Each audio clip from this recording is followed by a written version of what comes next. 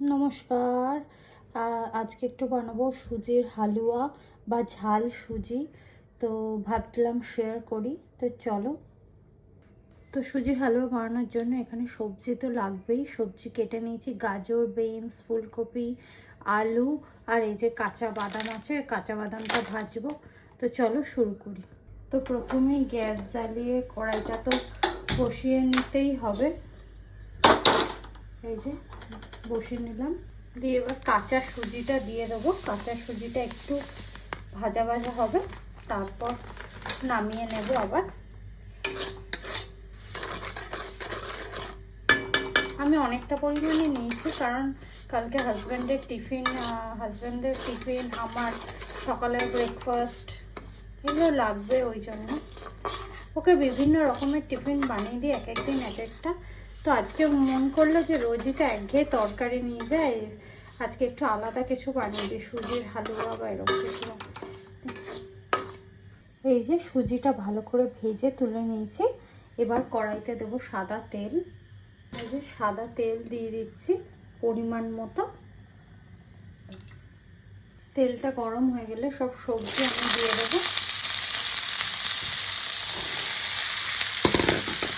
সাথে একটু হলুদ আর নুনও দেবো সামান্য। দিয়ে যতক্ষণ না ভাজা হচ্ছে এটা ভাজবো। সবজিগুলো 80% ভাজা হয়ে গেছে। এবার কড়াইতে বাকি যে তেল আছে, তেলটায় বাদাম ভাজবো।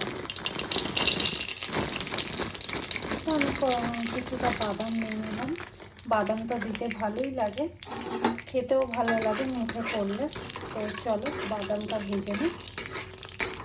বাদামগুলো ভাজা হয়ে গেছে। এবার তেলে দেবো ফোড়ন, সর্ষে। আমার কাছে কালো সর্ষেটা নেই, সাদা সর্ষে আর কারি পাতা। ফোড়নটা আমি পরে দিই, কারণ মনে হয় যদি কোনো কারণে জ্বলে যায় তাহলে তো টেস্ট থাকবে না। এবার সবজিগুলো সব তেলের মধ্যে দেবো, সাথে সুজিটাও দিয়ে নাড়াচাড়া করবো।